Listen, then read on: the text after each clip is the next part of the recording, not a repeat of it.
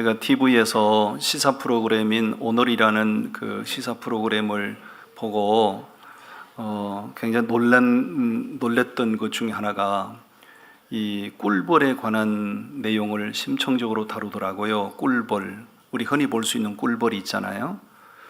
이 꿀벌이 요즘은 흔적 없이 자꾸 사라진다는 거예요.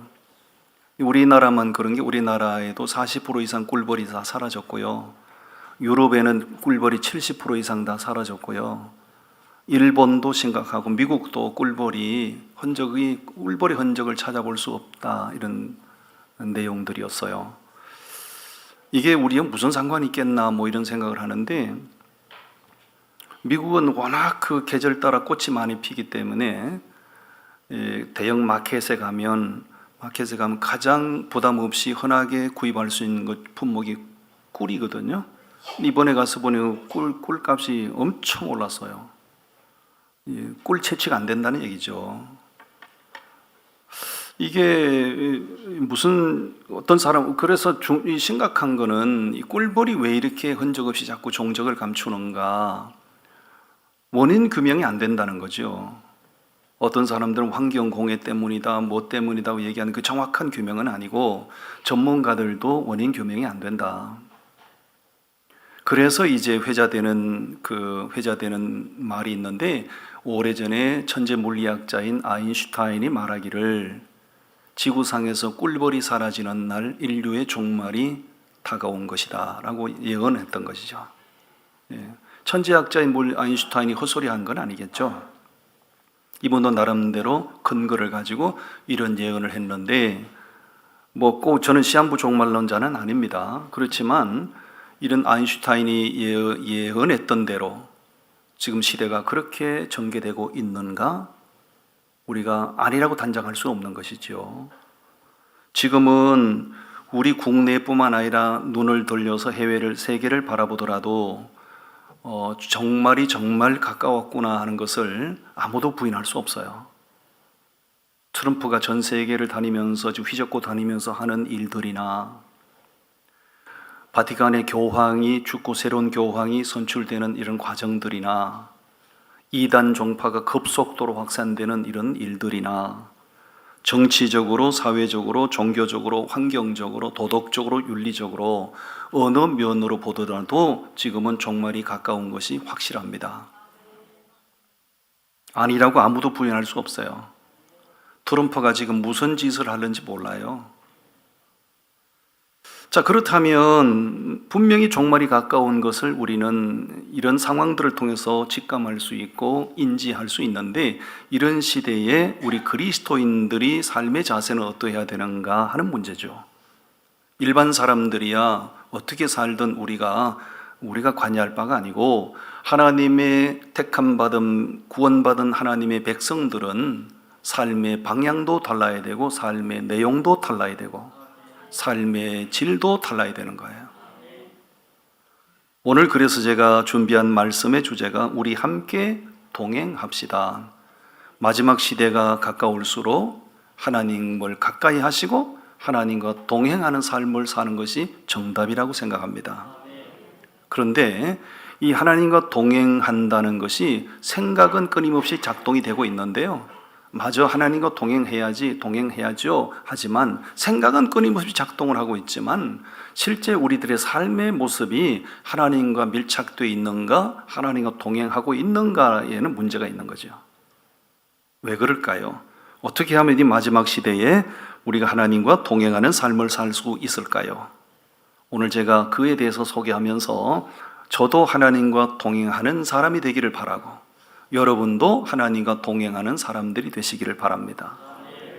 하나님과 동행하기 위해서는 믿음이 있어야 하나님과 동행이 가능합니다. 믿음이 없이는 하나님과 절대 동행이 안 돼요. 오늘 읽은 말씀 에녹에 관한 말씀이잖아요.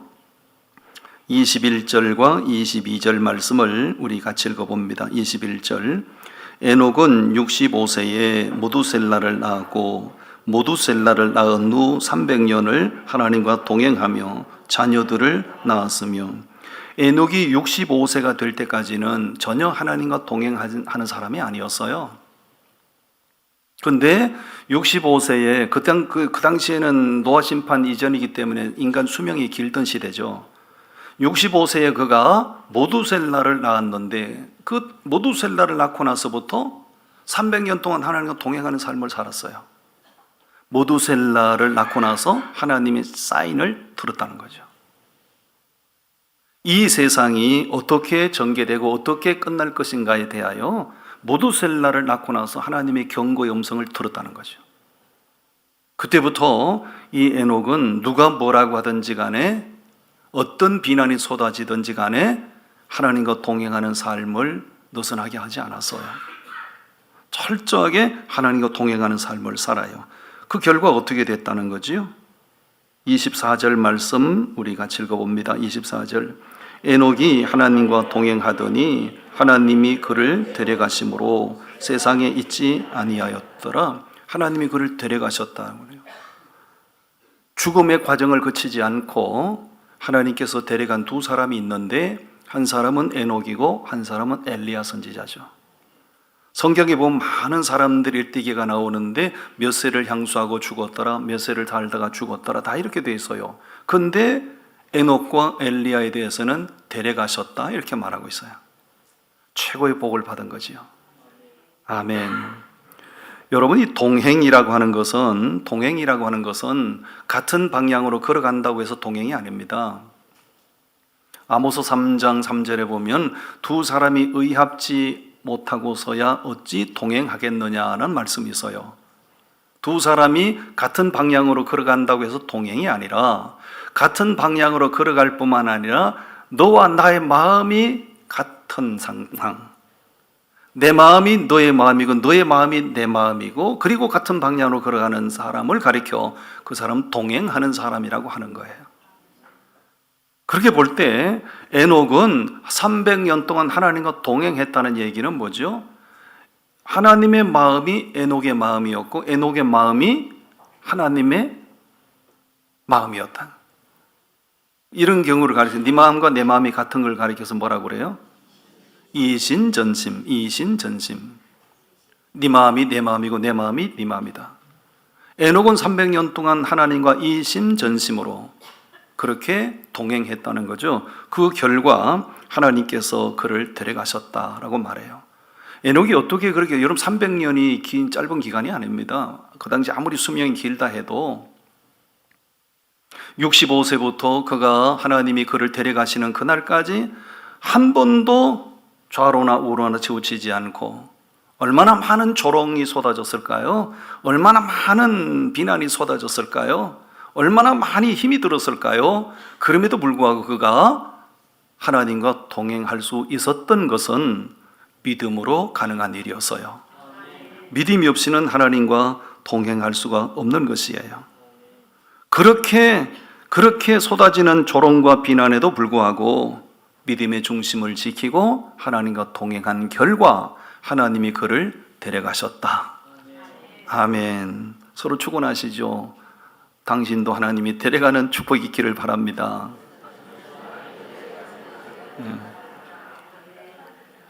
네, 여러분 하나님은 생수의 근원이시고 하나님은 우리의 모든 생과 사를 주장하시는 분이시고 하나님은 만복의 근원이신데 그 하나님과 동행하면 그 사람이 망하리라는 법이 없는 거죠. 하나님과 동행하면 좋은 일들이 우리 인생 가운데 많이 있게 될 줄로 믿습니다. 서울에 제가 아주 친한 존경하는 선배 목사님이 계신데 그 해오름 교회라고, 교회가 참 멋지게 잘 세워져 있습니다. 신림동 쪽에 세워져 있는데요. 한번 예배당 보여줘 보세요. 아주 큰 교회죠. 저를 무척 아껴주시는 선배 목사님이신데 저분이 지금은 저렇게 서울대학교 가는 그 입구에 저렇게 멋진 예배당을 지었어요. 근데 이분이 1975년도에 신학생 시절에 그냥 영혼 구령의 열정을 가지고 봉천동에다가 예배당을 개척을 했다고. 지금 서울 봉천동에 가면 전부 다 재개발이 되어서 아파트 단지로 변해 있는데 70년대, 80년대, 90년대까지 봉천동은 그야말로 달동네였습니다. 완전히 서민들이 망해서 가서 사는 동네. 근데 이분이 개척을 한다고 한 것이 술집 2층에다 개척을 한 겁니다. 봉천동에 다 인생 실패자, 인생 낙오자들이 모여 사는 동네인데 거기도 뭣도 모르고 열정 하나만 가지고 개척을 한다고 한 장소가 술집 2층이라. 그래서 수요일 예배가 되고 저녁 예배가 되면 그 당시엔 다 저녁 예배를 했잖아요. 낮에는 그런 대로 괜찮은데 수요일 예배, 주일 저녁 예배, 금요일 날 예배 시간이 되면 괴로워 죽는 겁니다. 왜? 예배당의 찬송가 소리보다 옆집에 밑에 술집에서 젓가락 장단 소리가 더 크니까 이거는 할 짓이 못 되는 거예요. 그 자기도 당장 옮겨가고 싶은데 가진 돈은 없고 가난한 전도사가 무슨 돈이 있어? 교인이 많은 것도 아니고 하도 답답해서 하나님 앞에 기도원에 올라가서 열흘 금식 기도를 했어요. 하나님, 예배당 꼬라지가 이게 말이 아닙니다. 이게 아니 예배하면서 부르는 찬송가 소리가 술집 젓가락 소리보다는 커야 되지 않겠습니까? 여기는 도저히 안 됩니다. 하나님, 그렇다 가진 돈은 없고 하나님 돈을 좀 주세요. 예배당 옮기려고 기도원에 올라가서 열흘 동안 금식을 하고 내려오는데 그날이 수요일이었다네. 수요일 날 금식을 하고 내려오는데 열흘 금식은 장기 금식입니다. 장기 금식을 하고 내려왔는데 갑자기 낯선 한 자매가 찾아와가지고요 주소를 하나 쪽지를 내밀면서 자기는 해외에서 왔는데 이 주소지를 찾아가는데 도대체 어딘지 모르겠다. 그 여기를 좀 안내해 주시면 좋겠다고. 그래서 전도사님이 고민이 생긴 겁니다. 열흘 금식하고 왔는데 지금 같으면 내비게이션이 있어서 얼마나 걸리는지 어디로 가는지 다 알지만 그 당시에는 그런 게 없어요. 내비게이션이 어디서요? 그동안은 그 자매가 해외에서 왔대잖아요. 여기 우리 친척집이 꼭 만나야 되는 친척이 살고 있는데 주소밖에 없는데 이거 좀 안내해달라. 그래서 저 전도사님이 도저히 아랫돌이 힘은 없고 말할 기운도 없는데 자기 상황은 거절하고 싶은데 거절하려고 하는데 갑자기 예수님 말씀이 생각난 거예요. 오리를 가자고 하는 사람에게 십리를 동행하라. 그 말씀이 생각나가지고 알겠습니다. 제가 그 주소를 보니까 대방동이라. 대방동이면 거기 다 그 라인이에요. 봉천동, 대방동과 인근이에요.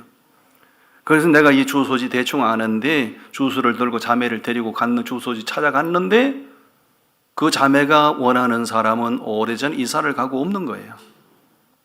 어디로 갔는지 알 수가 없죠. 그래서 이제 그 자매와 이제 헤어지게 됐는데 자매가 대뜸 하는 말이 아유 오늘 전도사님 저를 위해서 수고해 주셨는데 전도사님이 심호하는 교회 가서 예배나 드리고 가고 싶다고. 그 교회를 데리고 간 겁니다. 수요일 저녁 예배인데 문제는 젓가락 소리가 나는 거야. 그냥 막 유행가 소리가 퍼지고 술주정뱅이들이 술 주정하는 소리가 막 퍼지고 자매가 기가 찬 거지. 예배가 아닌 정신사나운 예배를 드리고 그날로 헤어졌어요. 헤어졌는데 석 달 후에 오스트리아 비엔나에서 150만 원짜리 수표가 하나 날아왔어요. 그 자매가 보낸 수표예요. 여러분 그 당시에 150만 원은요 봉천동 그 당시에 그런 지역은 집 두 채도 사고 남는 돈이에요. 그 자매가 깨알같이 편지를 적어서 150만 원짜리 수표를 한 거 보냈는데 제가 그날 전도사님의 도움을 받아서 친척을 못 만났지만 전도사님을 따라 교회 가서 예배를 하다가 너무너무 가슴이 아파서 이 돈은 제가 결혼을 위해서 모아놓은 결혼 자금인데 이 돈을 전도사님 교회에 예배당 이전해야 된다면서요. 예배당 이전 헌금으로 드립니다. 아멘 하이소. 150만 원 내라 소리 안 할 테니까. 그래서 우린 전도사님이 그걸 기대한 것도 아니잖아요. 전에부터 알고 지내던 사이도 아니잖아요. 그냥 금식 기도하고 와서 기운은 없지만 거절하고 싶지만 오리를 동행하자는 사람에게 십리를 동행하라는 말씀에 붙잡혀가지고 그 자매를 데리고 그렇게 안내해 줬더니 그것이 인연이 돼서 뜻하지 않게 150만 원 큰 돈이 와서 그 돈으로 땅을 사서 옮긴 데가 아까 그 자리예요. 할렐루야. 옆 사람 보고 얘기하세요. 어디 가자고 그러면 꼭 같이 가세요. 누가 와서 나 좀 데려다 달라고 그러면 나 못 갑니다 하지 말고 어디든지 같이 가시라고. 그 사람이 1,500만 원 보낼지도 몰라. 할렐루야. 여러분, 이 얘기를 제가 하는 까닭은 저 선배 목사님 저한테 친하니까 다 얘기해 준 거예요. 몇 번 얘기했어요. 여러분, 사람과 동행을 해도 저런 뜻하지 않는 일이 생기잖아요. 하물며 우리의 생사화복을 주장하시는 하나님이 원하시는 대로 그분에게 맞춰 그분과 동행하는 삶을 산다면 하나님께서 우리의 삶을 복되게 하지 않겠는가? 여러분, 아무리 종말이 오고 아무리 심판날이 가까워서도 하나님과 동행하는 사람에게는 전혀 문제가 되지 않습니다. 하나님과 동행하지 않는 사람이 문제지. 하나님과 동행하는 삶을 사는 사람에게는 심판이 와도 종말이 와도 전혀 문제가 되지 않습니다. 이 마지막 시대에 어디를 봐도 희망이 없는 이 시대에 사방팔방 둘러봐도 우리에게 희망의 줄기가 보이지 않는 이 시대에 우리는 하나님을 가까이 하시고 하나님과 동행하십시오. 그러면 우리의 삶을 하나님께서 복되게 하실 줄로 믿습니다. 아멘. 두 번째, 하나님과 동행은 어떻게 가능한가? 결단이 있어야 동행이 가능합니다. 아무리 생각이 작동을 해도요, 내가 마음으로 결단하지 못하면 한 발짝도 동행이 안 돼요. 오늘 말씀 보겠는데 민수기 10장을 찾아서 다 보시겠습니다. 민수기 10장 29절부터 32절까지 말씀인데요. 29절부터 같이 말씀 읽어봅니다. 시작.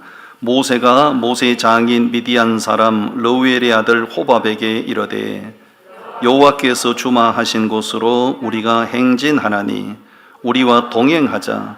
그리하면 선대하리라. 여호와께서 이스라엘에게 복을 내리리라 하셨느니라.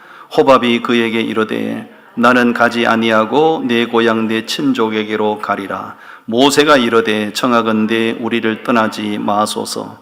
당신은 우리가 광야에서 어떻게 진칠지를 아나니 우리의 눈이 되리이다. 아멘. 예, 이게 무슨 얘기냐면 모세가 하나님의 보내심을 받고 애굽에 내려가서 고통받던 자기 백성 이스라엘 민족을 데리고 출애굽을 했어요. 출애굽을 해서 이제 가나안 땅 약속의 땅으로 가다가 자기 장인 어른 집을 찾아갑니다. 아시다시피 모세의 장인 어른은 이방족 미디안 족속이에요. 장인 어른을 찾아가서 그 장인 어른의 아들 그 모세에게는 처남이 되겠죠. 그 이름이 호밥인데 처남에게 얘기하는 거예요. 자, 우리가 이제 하나님의 역사로 출애굽을 해서 적과 꿀이 흐르는 가나안 땅으로 가는데 처남도 우리와 함께 가십시다. 우리가 적과 꿀이 흐르는 가나안 땅으로 가는데 장인어른 함께 가십시다. 얘기하지요. 그랬더니 그 처남 되는 호밥이 우리는 함께 가지 않겠다고 처음에는 사양을 해요. 여기 우리가 태어나서 우리는 유대인 이스라엘 백성도 아니고 우리는 여기서 태어나서 여기서 발붙이고 사는 이방 족속인데 어떻게 우리가 자네를 따라서 가나안 땅으로 가겠는가? 처음에는 사양을 하지요. 근데 모세가 계속 강권을 합니다. 계속 강권하는데 따라갔을까요? 안 따라갔을까요? 그 호밥이 모세가 가나안 땅으로 가자고 이제 강권했을 때 호밥이 따라갔냐고요? 안 따라갔냐고요? 벌금 내라 소리 안 할 테니까 틀려도 대답이나 있어. 저도 여기서는 잘 모르는데 사사기서 1장을 읽다가 보니 처음에는 사양을 했지만 모세가 강권하니 그 호밥이 모세의 제의를 받아들이고 가나안 땅까지 갔다고요. 사사기서 1장을 보니 그가 모세와 동행하여 가나안 땅에 들어가서 종려나무 가운데 그들이 터를 잡았다, 이런 기록이 있어요. 잘한 건가요? 못한 건가요? 잘 된 거죠. 무척 잘 된 거죠. 아주 잘한 겁니다. 만약에 그가 그렇게 모세의 제의를 거절하고 끝까지 미디안 땅에 그들이 머물러 있었더라면 그들은 그냥 이방 족속으로 살다가 그냥 인생 끝났겠죠.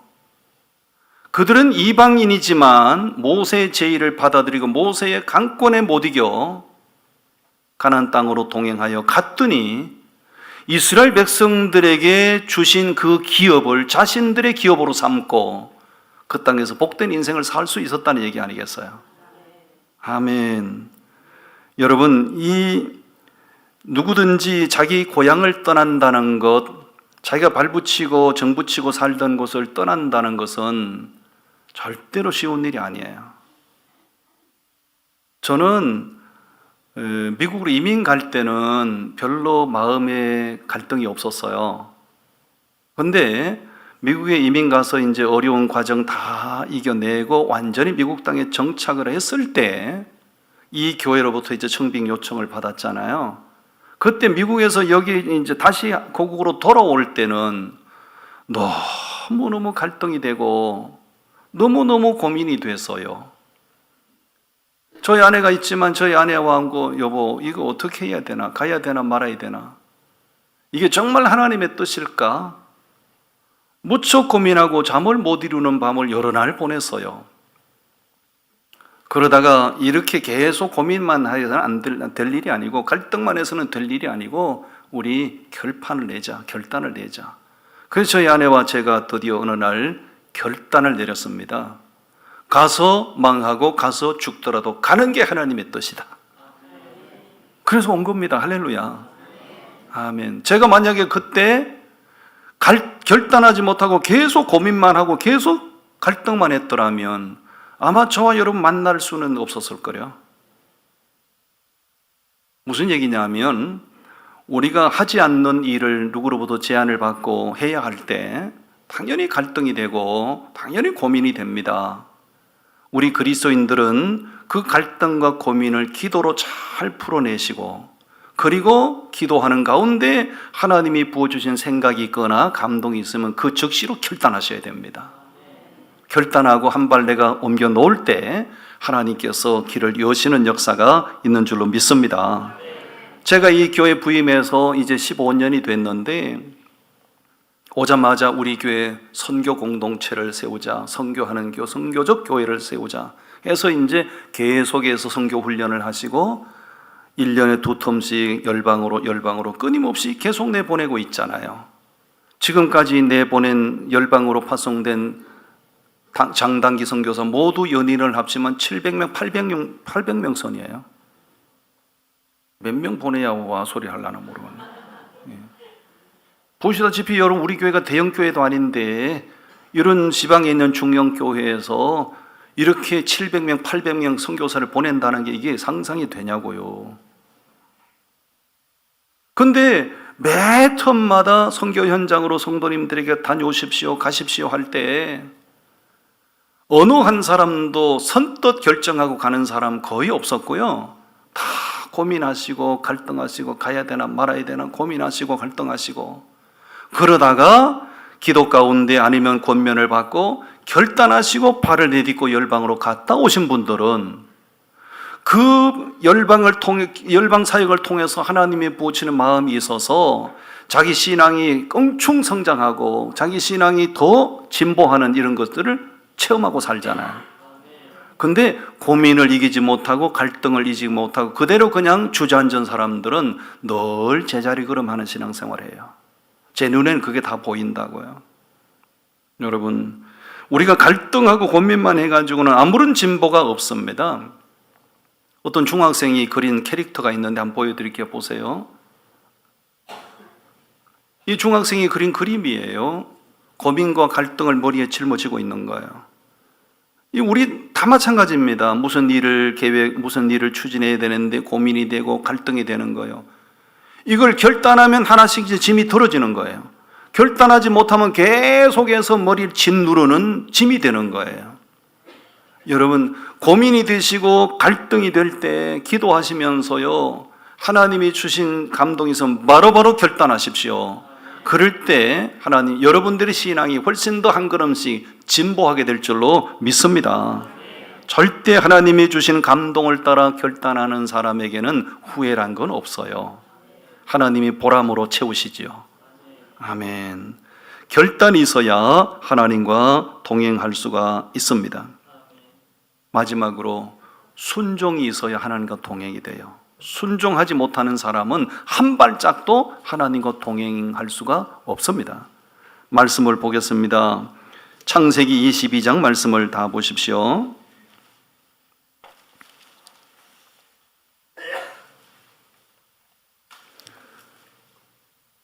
창세기 22장 6절 말씀을 우리 다 같이 읽어봅니다. 6절 말씀 시작.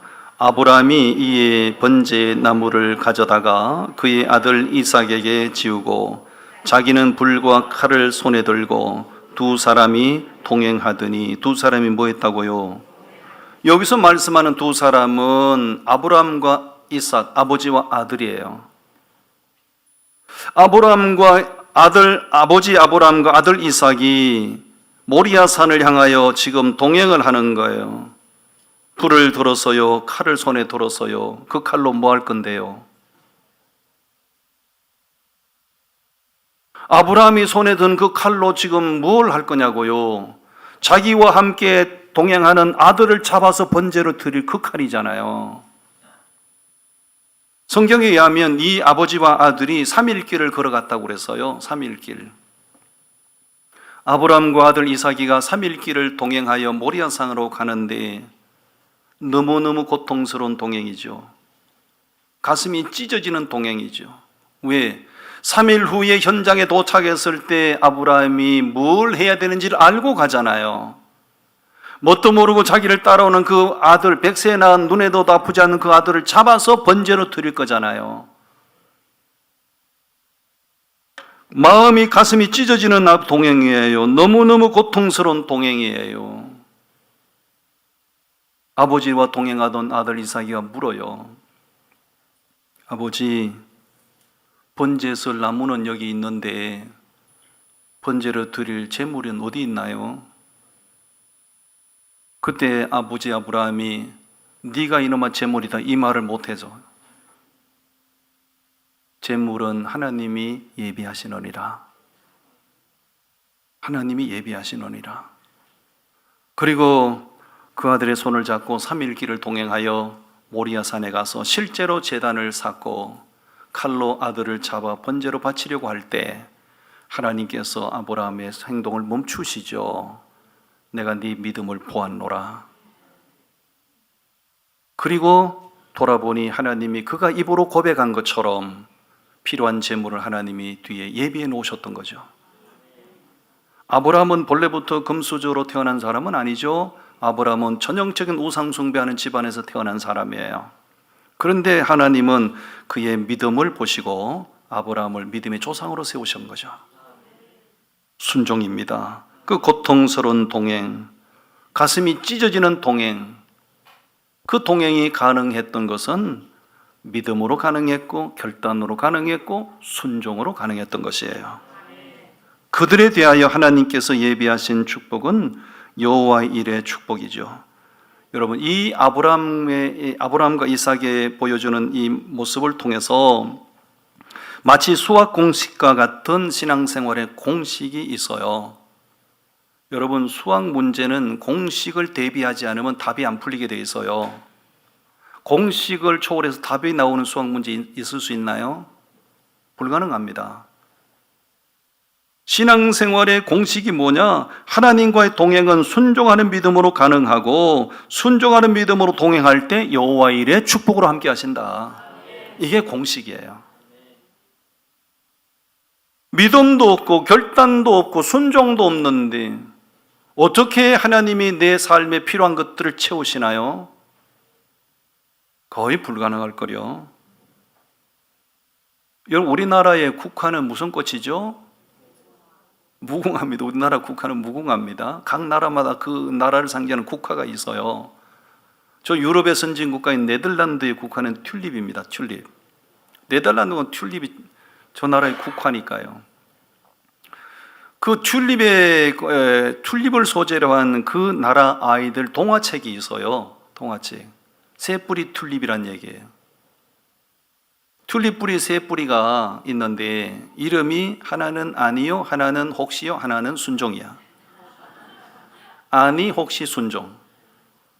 이 튤립 세 뿌리가 상자에 담겨서 창고 안에 이렇게 있는 거. 이제 해가 바뀌면 다시 이제 심겨지는 거죠. 이 아니와 혹시와 순종이가 어느 날 얘기를 합니다. 우리는 여기가 좋아. 여기서 만약에 우리가 옮겨진다면, 다른 데로 옮겨간다면 우리는 운명은 어떻게 될지 몰라. 우리는 여기를 벗어나면 안 돼. 아니와 순종이가, 아니가 말하니까 혹시가 그렇지? 맞지? 나도 그렇지? 그러니까 순종이가 얘기합니다. 아니야, 니들 생각이 맞지 않아. 주인이 원하는 대로 주인이 원하는 대로 옮겨 심어지면 거기서 아름다운 튤립꽃이 피어나는 거야. 그렇게 얘기해요. 얘기를 하고 있는데 갑자기 상자 속으로 주인의 손이 확 들어오는 거야. 그때 아니와 혹시가 요리조리 피하면서 주인의 손에 잡히지 않으려고 요리조리 피하는 겁니다. 그때 순종이는 얼씨구나 좋다 주인 손에 확 잡혔어요. 주인의 손에 잡힌 순종이는 밭에 심어져서 싹이 터고 예쁜 꽃으로 피어났답니다.